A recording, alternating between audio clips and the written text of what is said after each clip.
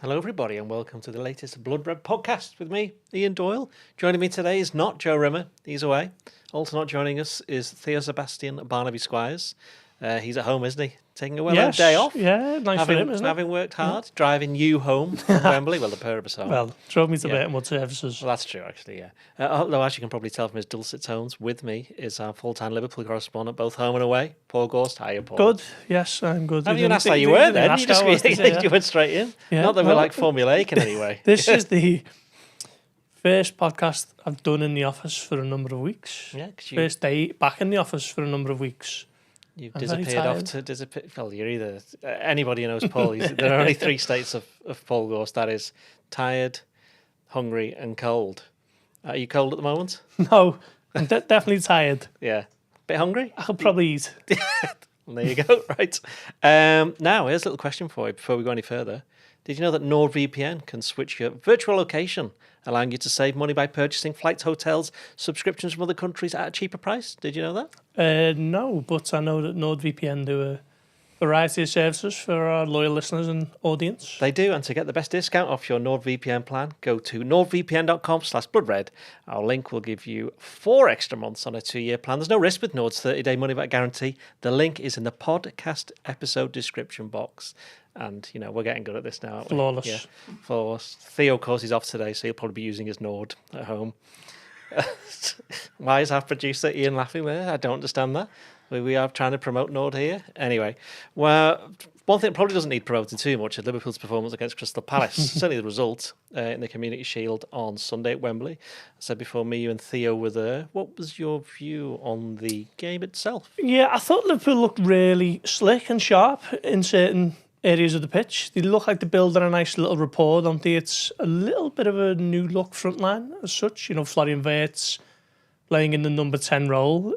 Hugo Ekitike is now leading the line. And obviously Cody Gakpo and Mo Salah remain, but a little bit undercooked in that department, I'd suggest at the moment. But certainly at times, some of the link-up was good to watch, wasn't it? I thought the goal was superb, really. I'm not even sure whether it was a pass meant for him, but the way he takes it, Ekitike, and then sort of dribbles across the edge of the box and sticks it in the bottom corner was really encouraging.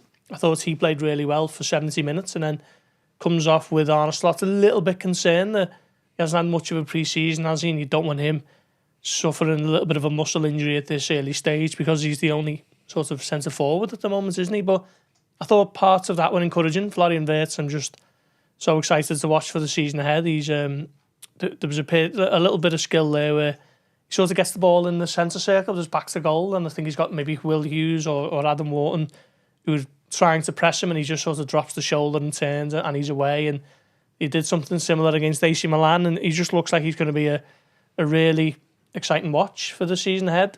But on the flip side, there were little bits that a little bit concerning, I think, where Liverpool looked a little bit too open in transitions. You know, if they lose the ball, suddenly Palace were at the back line quite easily.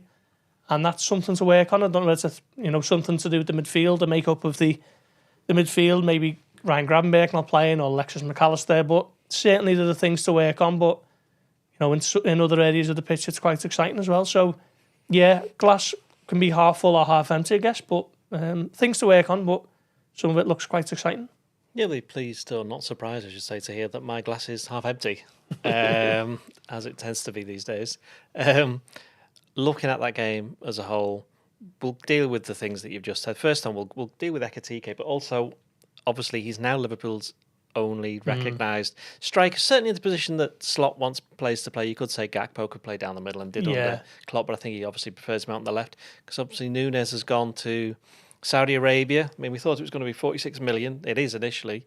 Could end up being 56 million. I'm not entirely sure whether all those add-ons will ever be achieved, but if they are, it will take Liverpool's income from selling for this summer to just over 200 million, which I think perhaps is something that a lot of outsiders haven't quite noticed because they've been concentrating on the obvious nearly £300 million that they have spent on players. But in terms of net spend, I think Arsenal is about nearly 200 million, isn't it? 195 million. United's is about 160. Even City's 150, and that's not even counting the players they bought in January. Yeah. So Liverpool are having to spend a bit because they are moving the squad around so much. You know, again, Costas Tsimikas He was left out on Sunday, and we're led to believe that there are a number of clubs in for him, and that's the reason why he was left out. Harvey Elliott came on, missed a penalty, but he had talks last week with Leipzig over a possible deal. So it looks like there's some more people going out. Do you think Liverpool's squad is looking a little bit short? And I'm going back to what I was saying about Ekitike, certainly up front. Yeah, it's weird, isn't it? Like you say, for a club who's spent that much money. I've just written something about this as well, actually, to be a little bit short in key areas such as centre-back and up front. At the moment, we know that Canate and Van Dijk are the only fit centre-halves. Joe Gomez has an Achilles issue and he's back. Well, we don't know when he's back, but hasn't played in the Premier League since December. What is it, 11 minutes against Plymouth in February time, was it? They're the only minutes he's played since then, since that injury at West Ham. So it's a real issue for Liverpool at the moment at centre-back. You know, we know Mark Gay, the interest is there, and I think I've said for a while that I expect Liverpool to run down the clock on the towards the deadline day and then try and make Crystal Palace blink and bring their asking price down, and then you can get him maybe 5, 10, 15 million cheaper than you could have done at the beginning of July.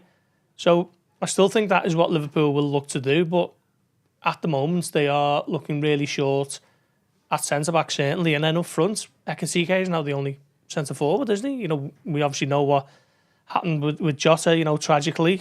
That can't be accounted for. But they've sold Nunes, they've sold Diaz, and at the moment we know Isak is sort of the wanted man, but there doesn't appear to be a whole lot of movement on that front, and maybe a lot of that is down to Liverpool waiting for Newcastle to get some sort of adequate replacements in, but they're having a real tough time doing that, aren't they? You know, João Pedro goes to Chelsea and Ekitike joins Liverpool, you know, Benjamin Sesko goes to Manchester United. Who else is there? You know, Ollie Watkins, maybe, Ramos at PSG, you know, a couple of players you've been spoken about, but Newcastle no nearer to getting the player in for Isak, and as long as that happens, it looks like he's going to stay. Just go back to Gay. I mean, obviously he played against Liverpool yesterday, and there was that interesting clip before the game of Slot giving him a very, very friendly handshake as Van Dijk was looking on. Van Dijk was doing the exactly, eye emoji into the actual camera, wasn't he? Do you think that Liverpool will get him? I'm of the opinion that they probably will. It looks like he's, you know, obviously you wrote a while ago, didn't you, that they were in for him and they wanted to sign him. You look at Newcastle, they have been after him for just probably an even longer period of time, but they've obviously been struggling getting any kind of players in this summer due to the lack of sporting director, which will, again, when we did the podcast on Friday with our Newcastle brethren, in which they were very, very they were enlightened any Liverpool supporters who weren't aware of just how grim things are up in the northeast at the moment. Liverpool could easily steal a march there. And as you said, you know, if they leave it, is that running the risk a little bit if they leave it and then it doesn't come off?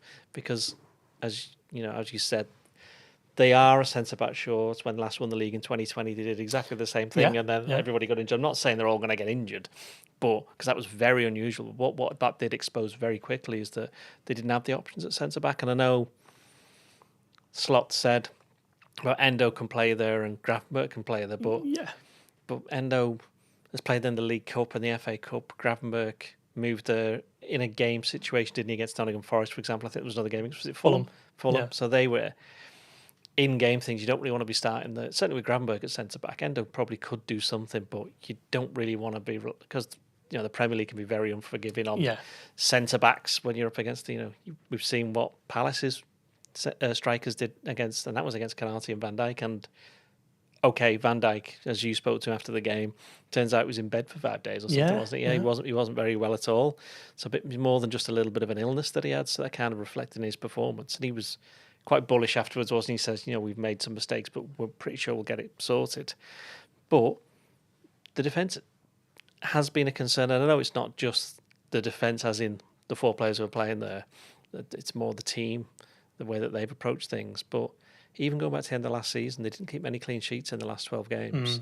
So that is quite obviously an area that has been there for improvement for a little while, that Liverpool haven't improved in the transfer market, and yet the area where they were very strong, which was in attack, they have gone and completely changed it. Yeah, that's interesting, isn't it? So I think Am I right in saying that Canate was the last centre-half Liverpool bought? It was the last 4 years ago?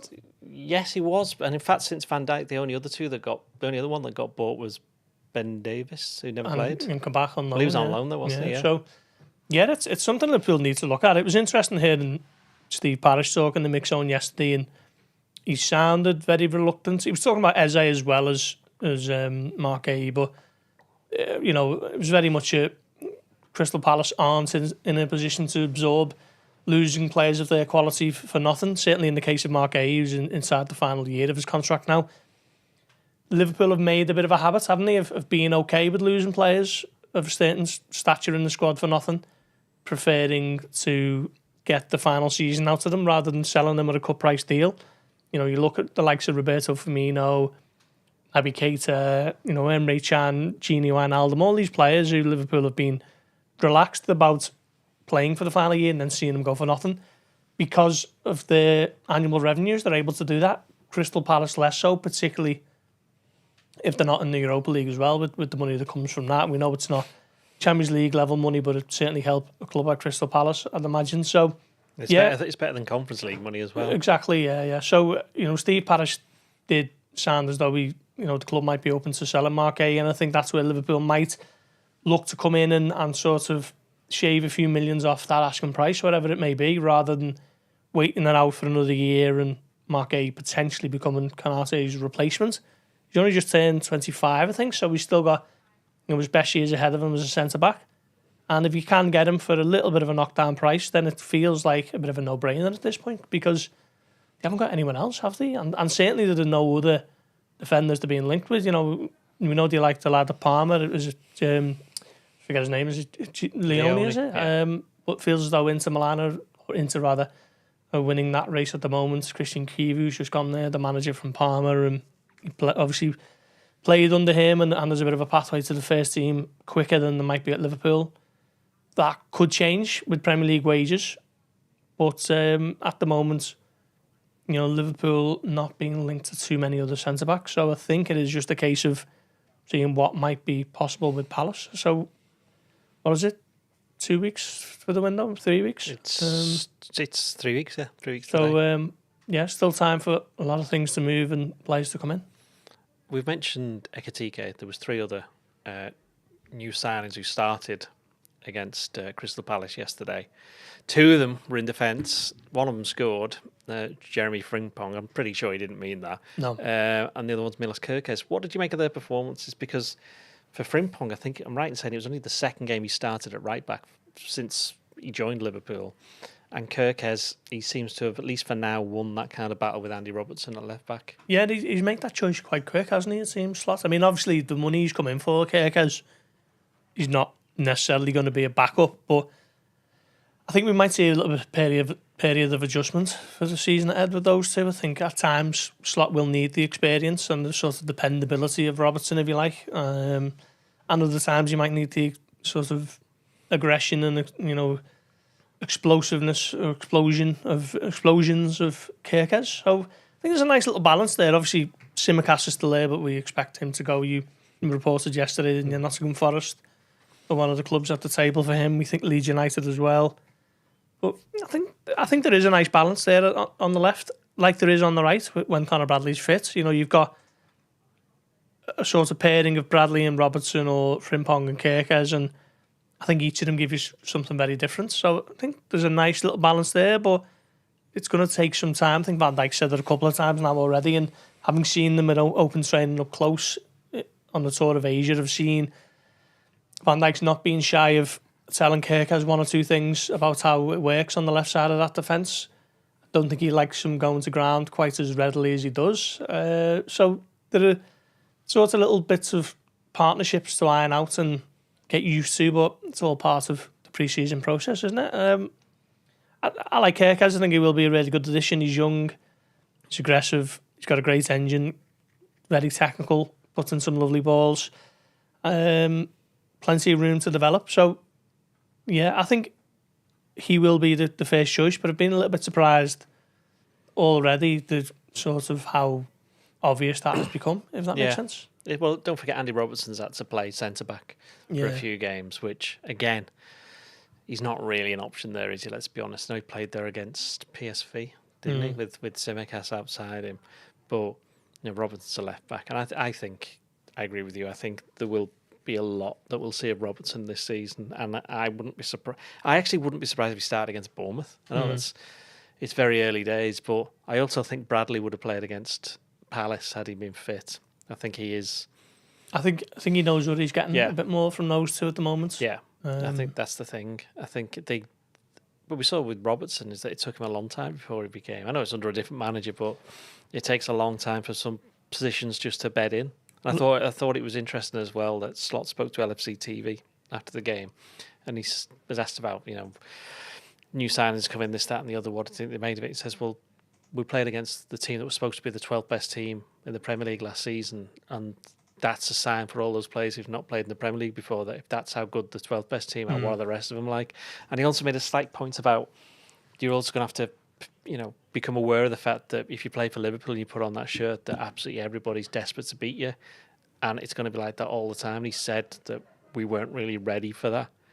So I wonder whether that was another way of saying what he said a couple of times already in the summer about the intensity, possibly, of the defending. Yeah. It's very new, isn't it? Obviously, you've still got your centre-back partnership in Van Dijk and Canate, and Alisson's still going to be the first choice, but it must be quite difficult to get attuned to straight away with a new full-back pairing, particularly one who both as adventurous as certainly Frimpong and Kirk as well. Just wonder whether they might have to show a little bit more caution at times, especially with the turnovers and Liverpool looking a bit exposed. There was a chance yesterday where I think it's Mateta almost finds himself 1v1 with Canate, and Frimpong's recovery pace was quite something to watch, actually. He's blistering, but had he not been quite so eager to get forward while Liverpool had possession, then he wouldn't have needed to have done that, and would have saved Canate a little bit of a wrestling match with Mateta. It's just about getting these things ironed out, isn't it? And obviously they will do in time. And Van Dijk said he wasn't particularly worried. All these things will come together eventually. But yeah, there are still things to work on. And, you'd be surprised if there wasn't, really, wouldn't you? Given the amount of new players who've come in. Was it 4 new starters, did you say, yesterday? And in terms of first team additions overall, was it 6 or 7? 2 of them are goalkeepers who are probably not going to feature much, but quite a high turnover of staff, really, playing staff. One probably concern for me is that Liverpool once again finished the game not as strongly as they started it, which was the same against Bilbao on Monday. Yeah. Palace just seemed to look more sharp and more fitter, and I know they had a more or less the first choice team out, and most of them have played together for quite a while. Yeah, they haven't signed many, have they? Yeah, so that was in their favour, but they did look sharper, they looked stronger, and this goes back to something I've said a couple of times on this podcast and written about, is that obviously Liverpool's preparations have been hampered for obvious reasons with the Jota situation. That put them back a little bit, but also that came at, as I've said, the timing of it for Liverpool in terms of their preparations is they've also got to bed in all these new players, which by itself is tough. So you add them together and you can see why Liverpool just look a little bit behind everybody else. And the problem they've got is, unlike last season, these first few games are not particularly inviting, I don't think. No, anyway. that's true, isn't it? Was it Arsenal and Newcastle inside the first 3 or 4? And even it's Bournemouth first, then Newcastle away, and then Arsenal at home. Yeah, it's true. It's I mean, it's never easy, is it? But I think what you were saying, I think maybe on the flip side of the viewpoint there, the good thing is the majority of the signings have been in the door from day one of pre-season, which is a big help for managers. They always talk about ideally having all your transfer work done, don't they, by the start of pre-season. Akatike joins in Hong Kong, obviously plays in Japan, so he's maybe a week or 2 behind, or a week or 3 behind as other teammates. But I mean, the concern is, say if Liverpool do get Isak, obviously they're signing him for 5 years and not 5 weeks, as Jurgen Klopp used to say, but he hasn't had a pre-season to call his own, as he's been hampered with the thigh issue, which kept him off the tour.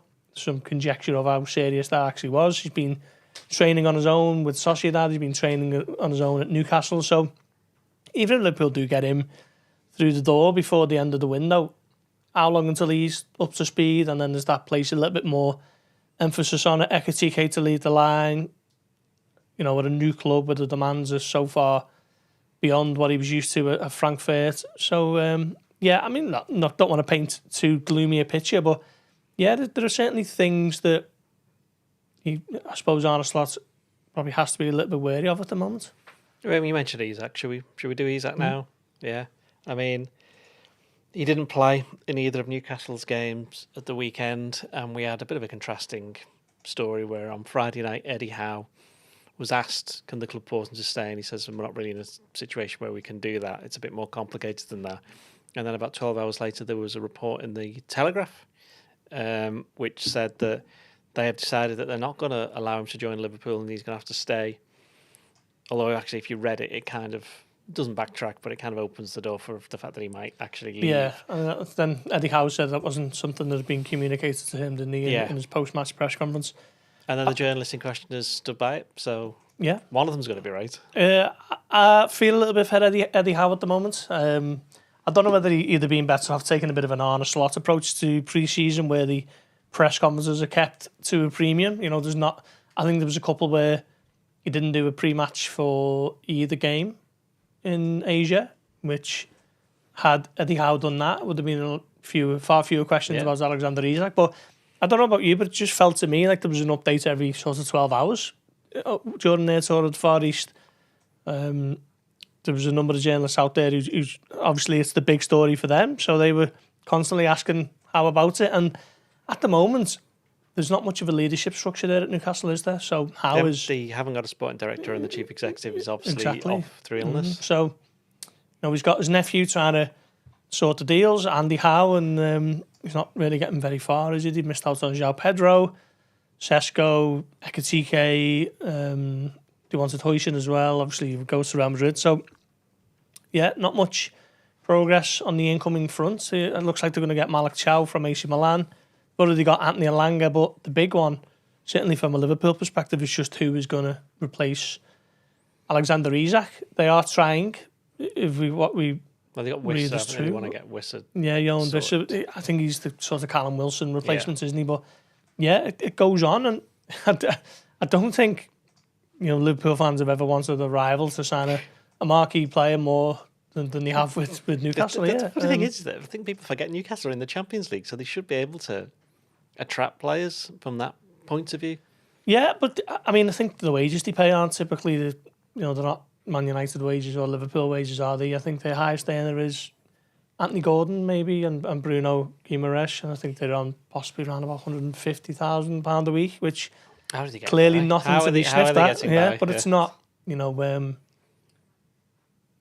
I mean, some Manchester United fringe players who are probably on their double that, so they don't typically pay the highest in the league, and that's not a negative, by the way. No, but there is a correlation, isn't there, between success and the amount of wages you pay, and that is why the likes of Manchester City and Liverpool have been near the top of that in recent years. So Newcastle just, a little bit of a learning curve for them this summer over what you have to do to be considered a sort of top club. And I wish them all the best in their search for the Isak replacement. Nicholas Jackson? Yeah, well, he's the latest one, isn't he, at the moment? He wants to leave Chelsea by all accounts, despite having 8 years left on his deal at Stamford Bridge. Well, to be fair, there are about 15 strikers there now ahead of him. I'm not exaggerating, matter. He's got 8 years left. I know. Yeah. Did he sign a new 9-year contract or something? September last year, yeah. That's just... it's like... Well, we can think of some places that wouldn't allow that. Let's put it that way. Now, I know the answer to this. Do you think Isak's going to be a Liverpool player on September the 2nd? Yeah. I say, if you hold the gun to my head, I think he will sign. I'm not going to do that. I'm just going to ask you the question. There is a deal to be done. Newcastle, all the noises are that if you're not offering £150 million, it's a slap in the face to them and an insult to everything you stand for, which I find a little bit sort of perverse and a little bit distasteful, because these sums are incredible, and Liverpool have just offered £110 million there and got rejected, and they might have felt that was coming anyway, having initially sounded them out about 120 million, but What did they call it? It wasn't insulting. What was it the word that they used? the riser, is it? No, I can't remember what it was. It was something. Bottling it or something, was it? Oh, yeah, I read that, yeah. Liverpool being accused of bottling it. Yeah, how dare they? Oh, you've only got 110 million. Oh, you know. Yeah, I mean, it's ludicrous, isn't it, when you talk of these actual valuations, and I still think Liverpool will get him. I think Newcastle will have to do something. Maybe Nicholas Jackson is the one, and you get him in, but yeah. Just out of interest, if I did put a gun to your head, would you tell me more or less anything? I guess I'd have to, wouldn't It might be empty. Well, I wouldn't like to take the risk, to be honest. No, not it wouldn't. It would be empty for you, Paul. Don't worry. Don't worry. But Just a massive bluff. The question is, if Liverpool signed Isak, would that be enough in the attacking options? You're asking me that? Yeah, because they had 6 last year, didn't they? And they were all 6 internationals for their respective nations. Do you feel as though... So this would be 5 and one of them would be Gamoa? Rio, I'm going to say Rio and Gamoa has changed things a little bit. See, now I've asked you the question. I think they need to get one more in. If it's Isak, I think then they've got the 2 for up front. On the right, they obviously think Frimpong's going to replace Salah when Salah's not there. And on the left, I think there's enough there. With Ekatike could go over there because we've seen that he's got a good turn of pace and he's quite strong. He's not Diaz. He's not like the tricky winger.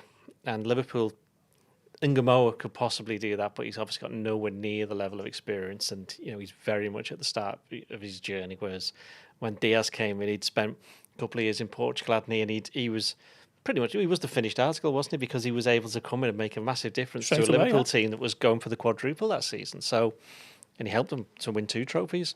So there is that. We haven't even mentioned Chiesa, have we? And this is the thing, is that I think you've pointed this out, is that there have been times where Chiesa could have been mentioned by the head coach, and he just hasn't, or just forgotten about him. Yeah. It's an interesting one, isn't it? And Slot was insistent in May that he had a future and he needed to have a good pre-season, and he hasn't had a good pre-season as he's barely played. But almost now, do you just keep him around just for bodies? How much are you going to get if you sell him back to Italy? Italy, it's not the not the wealthiest league in Europe. The irony there, telling you, when I was growing up, it was the only league that had any money. Yeah. Who was it? Lentini that go for 10 million? And he was like 1991 or something. Yeah, it's a ridiculous amount of money at the time. Yeah. So yeah, I mean, Liverpool. Did he sell Chiesa? Keep hold of him? I'd be mad to keep hold of him at this point, just to have an extra body in there for when it's needed.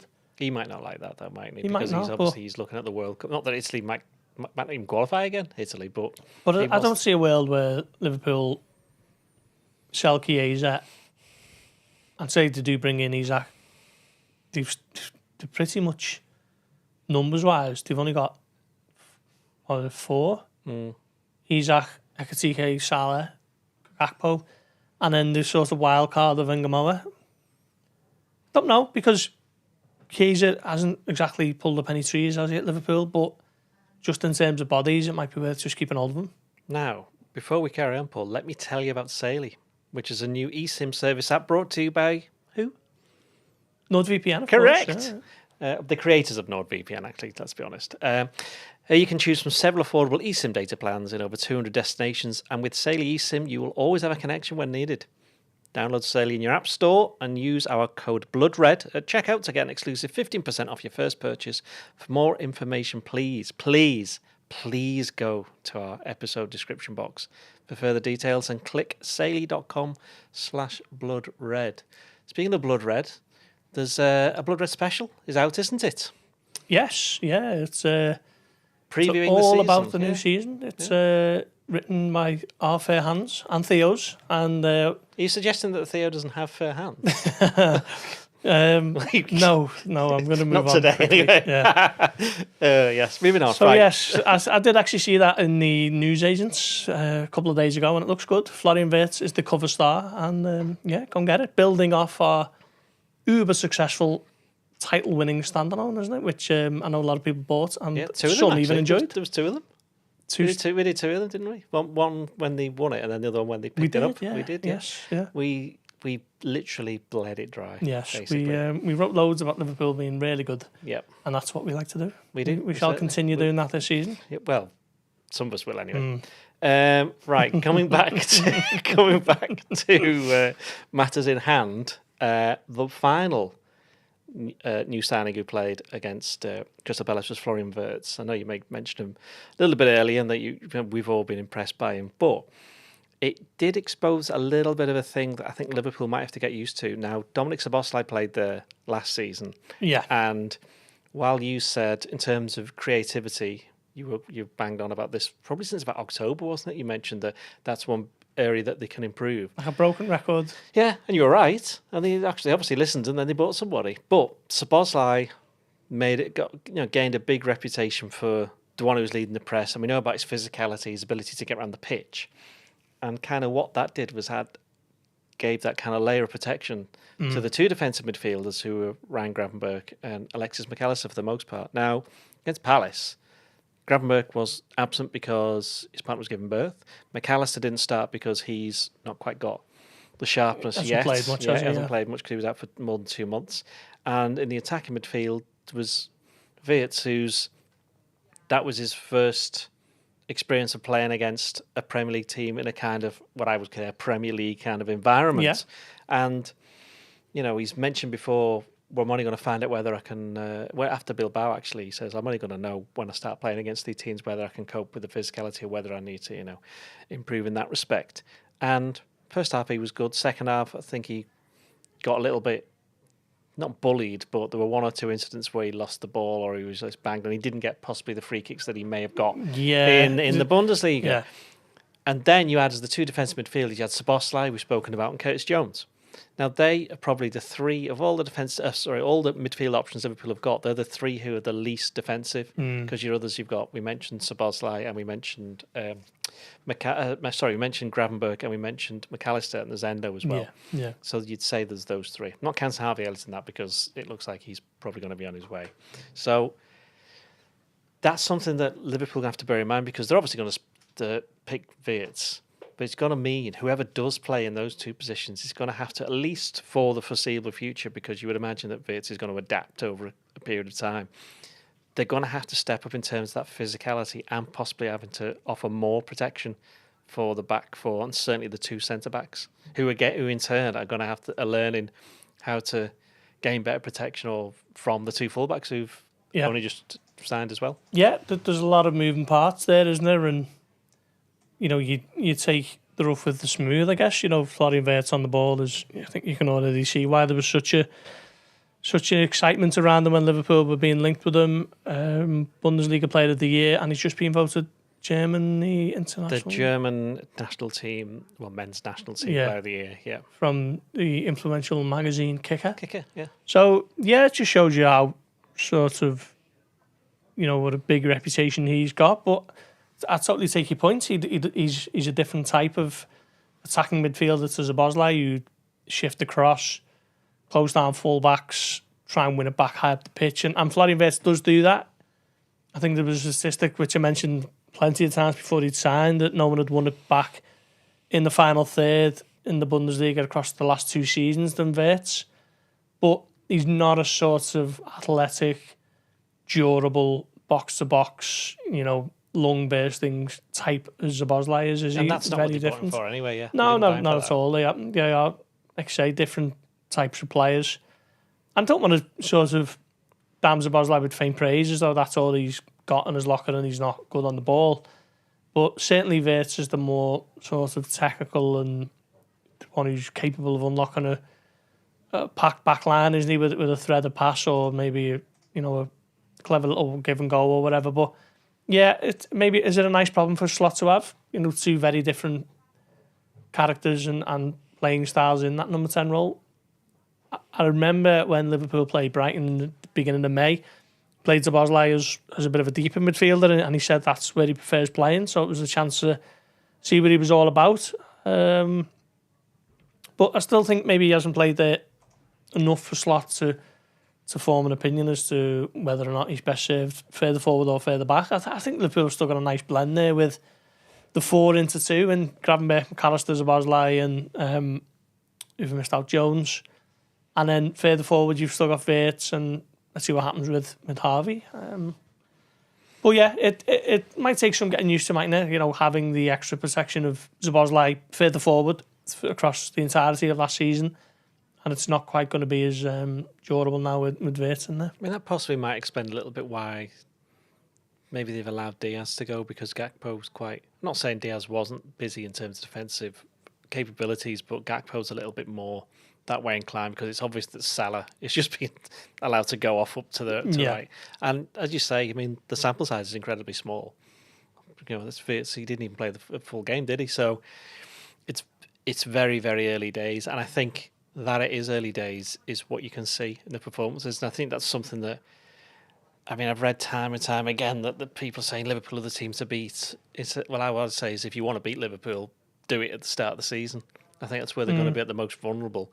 I think by the time it gets to November, possibly December, I think they'll be up and running, and they'll be able to just knock over whoever they need to. But it's about that start, when you bear in mind that last season it was ultimately the start of the season that won the league. Yeah, no, you're right. You know, Liverpool started brilliantly, didn't he, in all competitions? I seem to remember statistics flying around of Liverpool winning sort of 11 from the first 12. I think it was 23 from 27, I think. Was it that many in the end, yeah? So that was obviously integral to them winning the league, and by the time they did have a little bit of a stumble or a wobble, whatever you want to call it, however minor it was around what sort of February, March, they'd already won it anyway. So, yeah, that will be important again.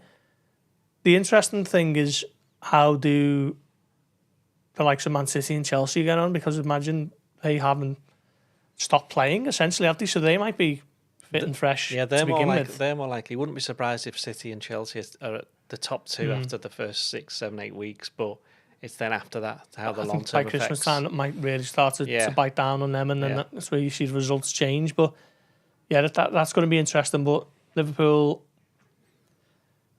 they need to start well, don't they? And there are still issues to resolve there, and big games, like you say, Newcastle away, Arsenal, it's huge already. And I think the other thing that people are going to have to bear in mind is when City and Liverpool were going for the title, they were posting these ridiculously high points tallies. We didn't see that last year. And I think this season's going to be very similar to last season, which is what I would call a normal season. You know, the whole 90-odd points, there's a reason why they were setting records, because it just doesn't happen. Whereas now, if you lose one game and then draw another game, a couple of years ago, it was like, it's over. Now, I don't think that's going to be. It shouldn't be the mentality from people watching. So let's say Liverpool do, for argument's sake, beat Bournemouth, lose to Newcastle and draw against Arsenal, or the other way around, just get 4 points from 9. It's not in any way terminable to the title chances, because if there are going to be these teams who are competing high up, like we mentioned City and Chelsea, we reckon are probably going to be competing for the league, Arsenal, Liverpool, there's 4, they're going to be taking points off all others. You're expecting United and Tottenham to improve. So it's going to be more competitive, certainly at the start. And I think that's where, if things go slightly wrong, people just can't get too carried away with it, because there's going to be scope for getting those points back later on, because no team's just going to win millions of games. Yeah, Liverpool were 15 points clear at one point, weren't they? And at a certain point, you're thinking, can they go and win it by, I think the most any team's ever won it was 18. And you're almost thinking, can Liverpool go and do that? So that shows you that these teams do have a stumble in them. So if Liverpool don't fly out the traps in the same way that they did last season, then it's no real cause for panic. But I still think I wouldn't read too much into yesterday's results. Certainly the results, the performance, you can analyse a little bit and think there are things to improve on and things to work on. Still think there's work to be done in the transfer window as well. So yeah, I still think Liverpool should rightly be going into this season as favourites for what they've done last season, how they've improved the squad, at least on paper, and there's still work to be done there as well. So yeah, I still think loads to be excited about in terms of what could happen this season. But I think for the wider, football fandom, that is also true, because I think loads of teams are going to be better than they were last season, aren't they? Like you say, Man City will improve. Arsenal are looking to as well. United can't be as bad as they were. Neither can Tottenham. Newcastle are trying to go again, aren't they? Chelsea look like they're going to be far better.